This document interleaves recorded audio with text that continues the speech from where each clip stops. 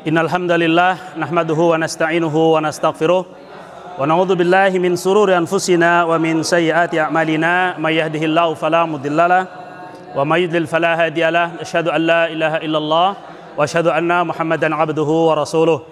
Allahumma shalli ala Muhammad wa ala alihi wa sahbihi ajma'in wa ba'd. Ya ayyuhalladzina amanu taqullaha haqqa tuqatih wa la tamutunna illa wa antum muslimun. Wa qala Rasul sallallahu alaihi wasallam, ittaqillaha haitsu ma kunta wa atbi'is sayyi'atal hasanata tamhuha wa khalliqin nasa bi khuluqin hasanin. Yang saya hormati pimpinan Pondok Sabilur Rasyad di Wanadadi, yang saya juga ikuti fatwa-fatwanya atau petunjuk-petunjuknya, para pimpinan cabang Muhammadiyah Wanadadi yang saya muliakan dan tentunya yang saya hormati.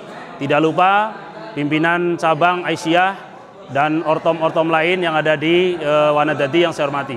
Terlebih anak-anakku, para santri yang hari ini mengikuti kajian akbar di PCM Wanadadi, Bapak Ibu sekalian, yang semua saya doakan mudah-mudahan Allah Subhanahu wa taala merahmati kalian semua dan dipantaskan kita semuanya menjadi penduduk surga. Amin ya rabbal alamin. Bapak Ibu sekalian, jamaah pengajian akbar Kecamatan Wanadadi atau PCM Wanadadi yang saya muliakan, pada kesempatan ini kami ada sisa waktu dari panitia itu sekitar 15 menit. Perkenankan untuk bisa menyampaikan beberapa hal dari kepentingan kita, yaitu tentang tholabul ilmi, yaitu belajar, dan tema yang disajikan oleh panitia adalah fikih zakat kontemporer. Bapak Ibu sekalian, ketika kita mendengar zakat, ya tentunya kita akan lari yang pertama biasanya adalah berupa dengan zakat fitrah. Karena sebagian kaum muslimin mengenal zakat itu yang pertama adalah yang setiap tahunnya mereka itu kerjakan dan keluarkan, yaitu zakat fitrah. Sehingga kurang populer pikirannya ketika membahas zakat kok kemudian ada di sana fikih zakat kontemporer. Apalagi ada kalimat tambahan kata kontemporer, ini lebih asing lagi bagi kita kaum muslimin yang secara awam. Dan zakat di dalam fikih itu ada dua sisi, ada dua jenis. Yang pertama adalah zakatul mal dan yang kedua adalah zakat fitrah. Zakat fitrah sudah kita sering lakukan tiap tahunnya sehingga kiranya pada kesempatan ini kita tidak akan bahasnya. Kemudian zakat fitrah sudah juga kita tahu membelanjakannya ke arah mana. Dan zakat mal ini ya yang kiranya kaum muslimin justru banyak yang sudah mestinya membayar tetapi juga kadang masih belum menunaikan pembayarannya.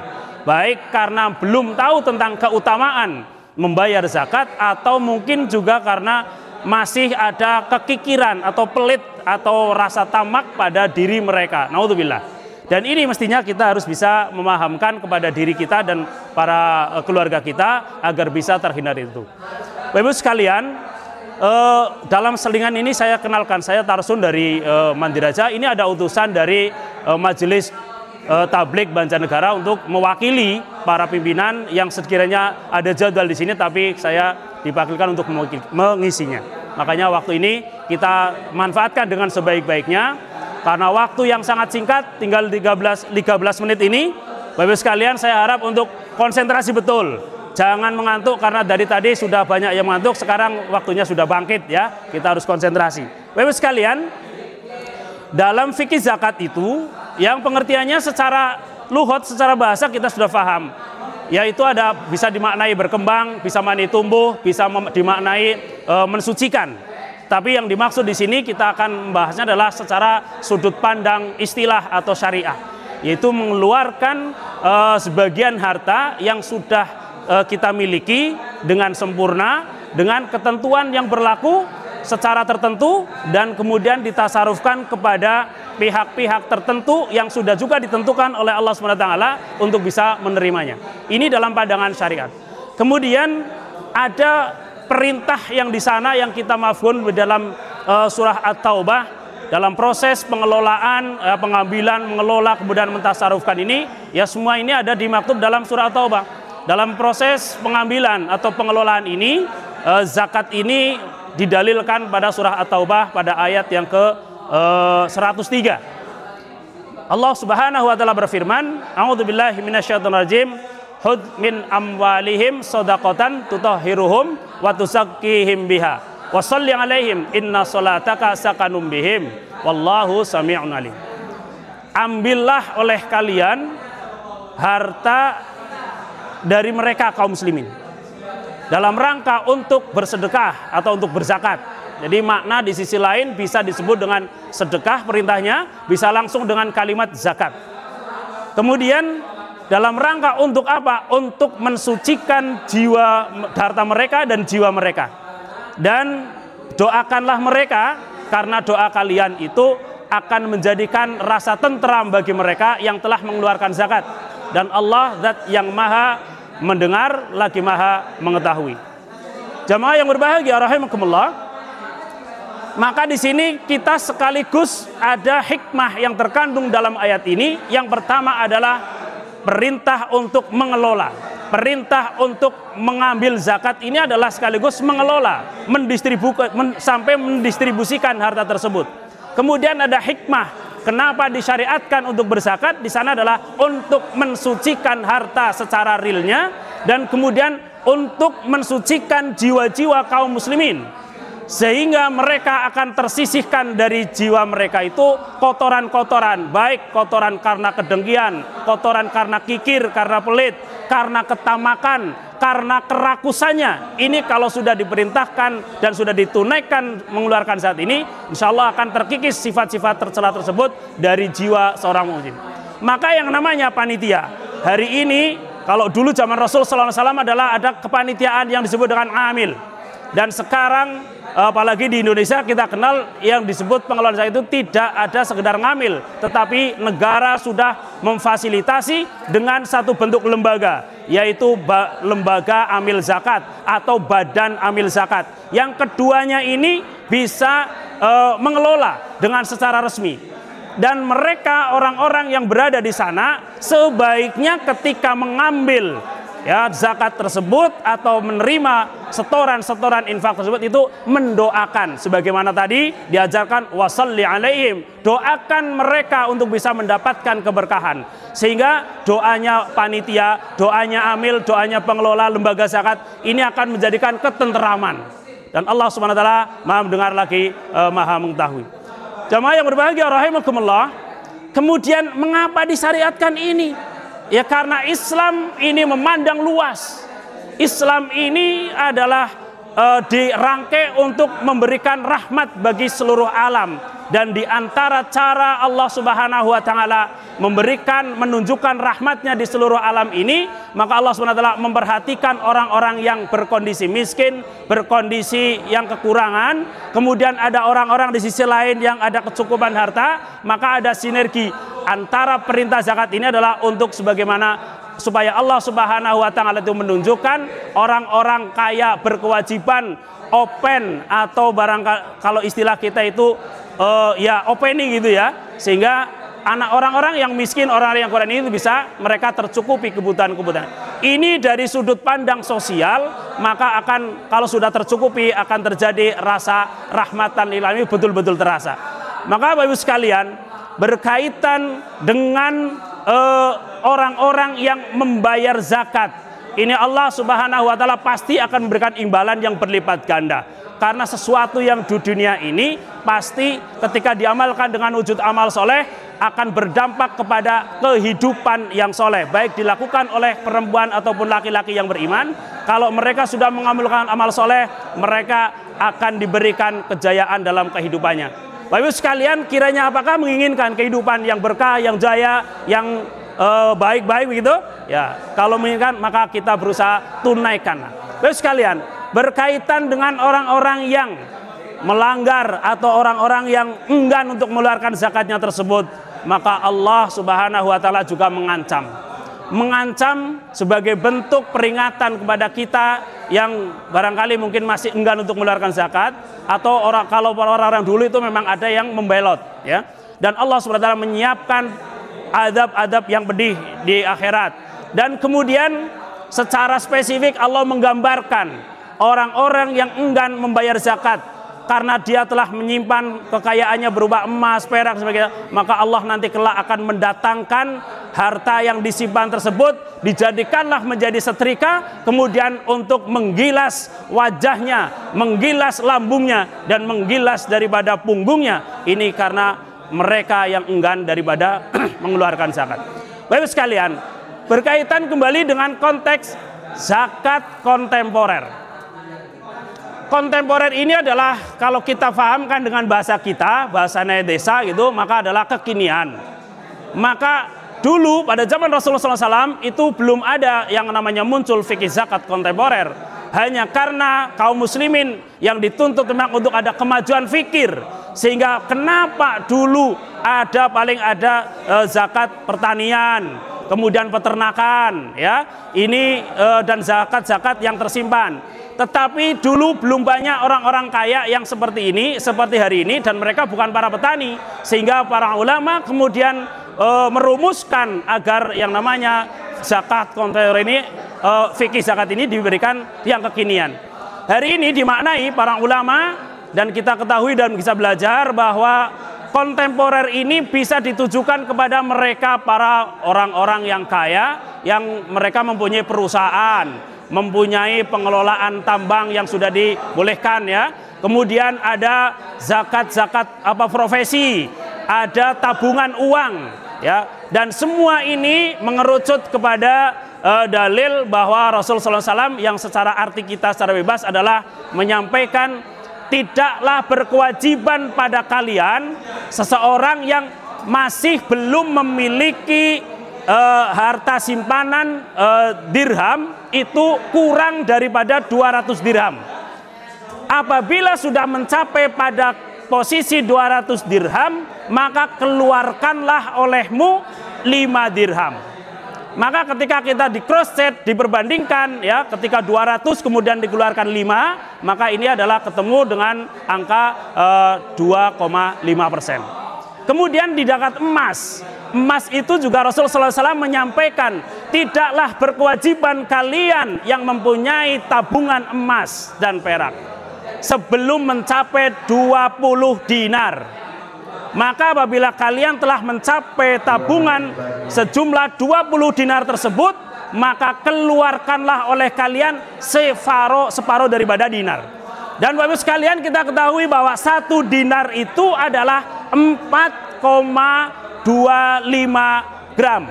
Sehingga ketika kita kruskan, ya, orang yang mempunyai tabungan sejumlah 20 dinar kali 4,25 gram, jumlahnya adalah 85 gram.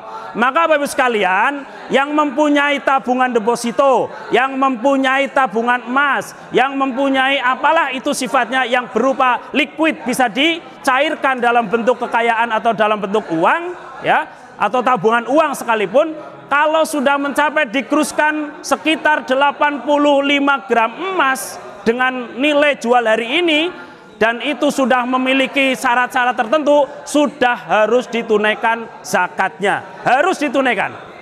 Dan kita ketahui syaratnya cuma 5 saja. Orang Islam, kemudian dia mempunyai dia merdeka, kemudian mempunyai hak milik sendiri, ya, kemudian dia sudah 1 tahun dan 1 nisab. Kalau sudah 5 syarat ini terpenuhi, haram hukumnya untuk tidak dikeluarkan kalau sudah 1 tahun dan sudah mencapai 1 nisab. Dan pembelajaran yang seperti ini insya Allah kita bisa pelajari berikutnya di sesi dan majelis yang insya Allah lebih dekat dan lebih rinci insya Allah. Demikian Bapak sekalian, sebagai gambaran singkat bagaimana tentang materi fikih zakat kontemporer, mudah-mudahan bisa dipahami bahwa sekalian harapannya yang sudah punya tabungan 1 nisab dan 1 tahun, keluarkanlah, karena kita di Muhammadiyah juga tidak kurang pengelola. Lazismu siap menerima dan siap mengelola apapun seberapapun bentuk zakat yang Bapak sekalian mau tunaikan.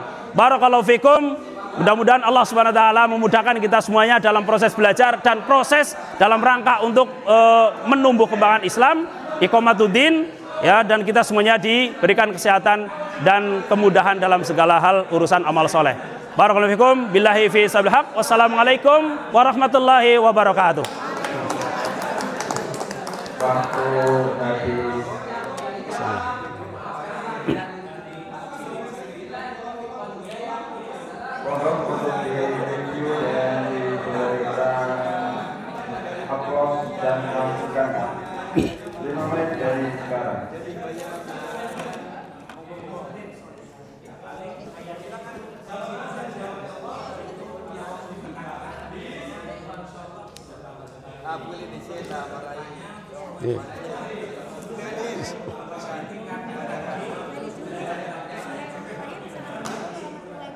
Waalaikumsalam warahmatullahi wabarakatuh. Dari format pemilihan yang ada di sini ya, jadi misalnya Tabis, Sholawat, dan Jujur insya Allah sudah memenuhi syarat. Kemudian latar belakang juga sudah ada, urutan acara juga sudah ada, analisa dan manfaat. Untuk penguasaan materi sudah cukup, tapi hanya masih sifatnya masih deskripsi, belum persuasif mengajak kepada audiens untuk mengajak ini loh kembali, terus seperti ini. Ya. Jadi sudah bagus materinya tapi kurang ketemu. Syaratnya kurang Komunikatif. informasi, belum komunikatif, masih hanya panjenengan, belum mengajak contohnya sing wis konkret dhewek mboten apa, misalnya teng iki nang desane Pak sisakan, terus misalnya zakat emas berapa kita uang seberapa segini, kalau misalnya kita gajian kita sekian, berarti kita tiap bulan harus Detailnya ya. untuk secara materi cara penyampaian sudah bagus, tapi masih tetap ada baru sampai informasi belum persuasif macam kita. Siap. Dan dalil-dalilnya juga tadi apa itu sedekatan tudari wa tuzahim dia wasole alaihim. Itu juga kurang detail. Hukumnya apa? Bisa dari bus ambillah dari apa? Sedekat itu untuk apa? Tudari untuk apa? Membersihkan siapa? Wa tuzahim untuk membersihkan siapa? Kita. Karena apa yang kita punya ternyata punya orang lain. Wasole alaihim. Nah, dari ayat itu setelah kita bersih, soli, kita mendoakan orang yang setelah kita berzakat gitu. Kita kan setelah orang memberikan zakat kepada kita langsung mendoakan. Kemudian kita sakanalahum, setelah kita memberikan, kita mendoakan apa? Yang didoakan, yang berzakat menjadi ketenangan. Kan gitu deh. Intinya jadi apa sih yang kudu seperti apa sih? Apa fungsinya, apa gunanya? Setelahnya zakat, apa manfaatnya gitu. Jadi orang lebih persuasif ketika dia siap, dia lebih tenang ketika saya udah berbagi. Wassalli alaihi wa sallam. Kemudian Allahu wallahu samiun alim.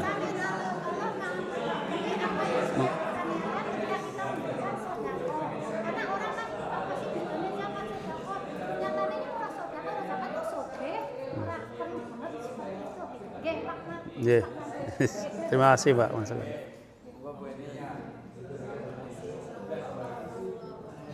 Assalamualaikum warahmatullahi wabarakatuh.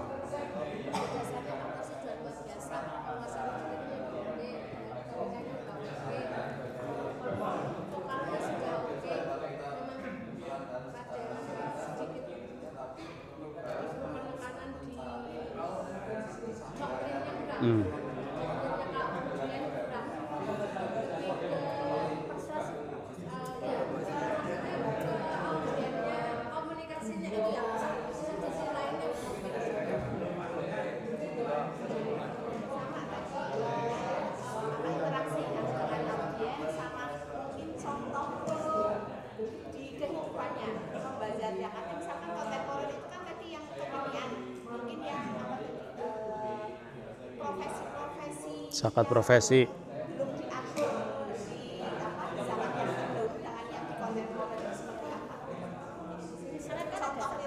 Ya.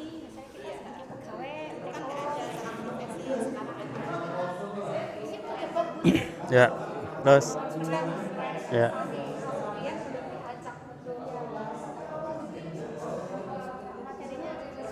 Siap.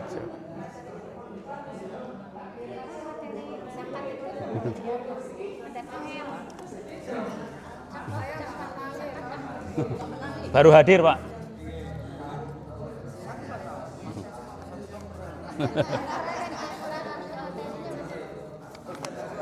Siap. Jadi tutup piatu keren. Siabang ya gandeng Wes. Suarane, kewibawaane, kawasan, penguasaan detail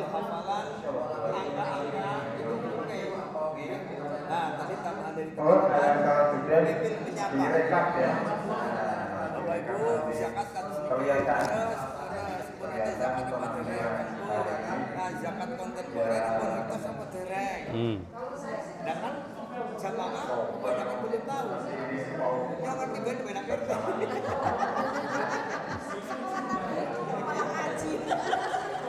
nah apalagi tadi Bu Eli ngendika yang ora ketang dalil diurai tapi cukup lumayan awalnya dalil mengapa kita perlu zakat kan alhamdulillah oke terus nanti doakanlah jadi tadi secara informatif lengkap Pak Kasun tambah lagi sedikit doktrin.